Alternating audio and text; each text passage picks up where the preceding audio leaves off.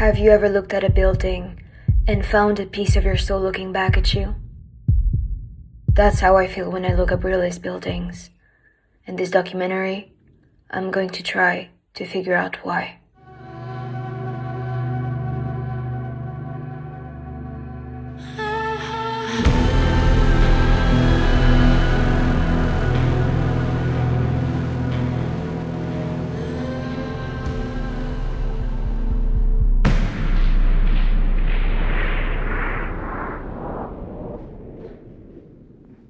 Brutalism comes from the term béton brut, coined by Le Corbusier.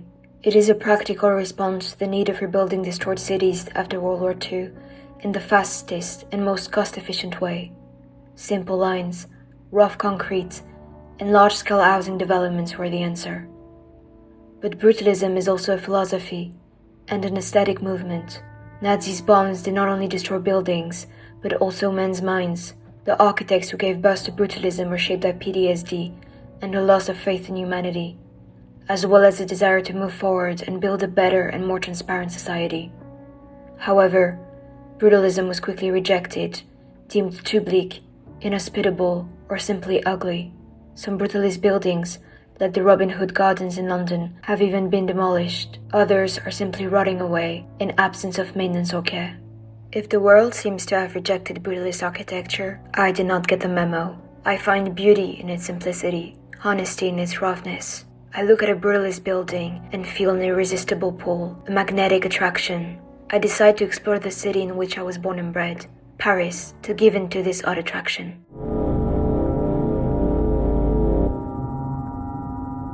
Paris isn't known for brutalism, but there are some notable examples, like the Palais d'Iéna designed by Auguste Perret, the UNESCO House, or the French Communist Party headquarters by Oscar Niemeyer. Unfortunately, those buildings are closed to the public.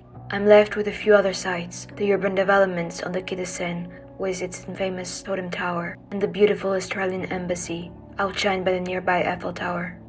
I need more. I want to go somewhere where concrete is the norm, not the exception. I hop on a train and go to Le Havre. Described as a urban laboratory, it was rebuilt from the ashes after World War II by renowned architects such as Auguste Perret and Oscar Niemeyer. As I leave the train station, I am hit by the bleakness of the city. Everything melts into shades of cream and grey, from the sky to the buildings. However, some monuments do catch my eye, like the UP3 building on the beach. It stands alone in the middle of vastness, in the middle of nowhere it seems. I also like the volcano, the city theater, designed by Oscar Niemeyer. It is like nothing I've seen before. Its dome shape looks almost alien-like. Its staircase showcases the mastery of its architect. But there is one building that provokes in me a reaction I've never felt before. Auguste Perret's masterpiece, St. Joseph's Church. It struck me in a way no other church had before. So much so that it left me with one question. Is brutalism a gateway towards a higher power?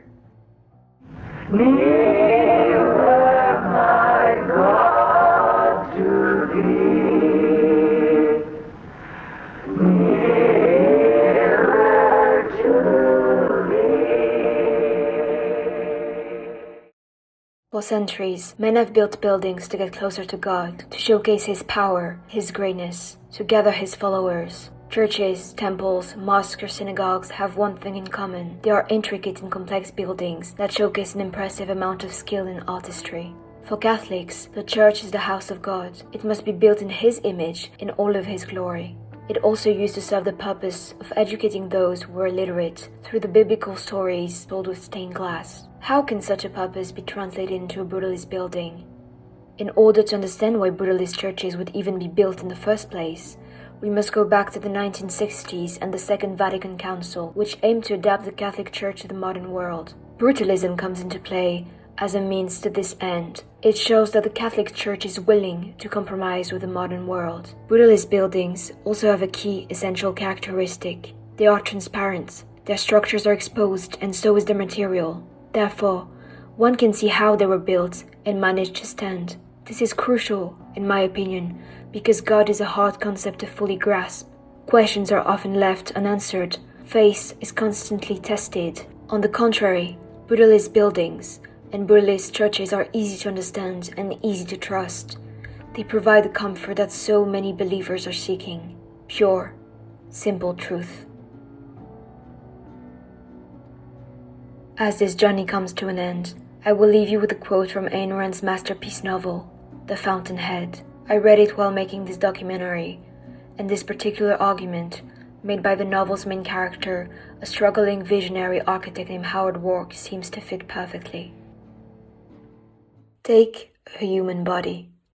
Why wouldn't you like to see a human body with a curling tail, with a crest of ostrich feathers at the end, and with ears shaped like acanthus leaves? It would be ornamental, you know, instead of the stark, bare ugliness we have now. Well, why don't you like the idea? Because it would be useless and pointless. Because the beauty of the human body is that it hasn't a single muscle which doesn't serve its purpose, that there isn't a single line wasted. Will you tell me why, when it comes to a building, you don't want it to look as if it had any sense or purpose? You want to sacrifice its purpose to its envelope, not knowing even why you want that kind of an envelope. You want it to look like a hybrid beast, a creature without guts, without heart or brain. Why?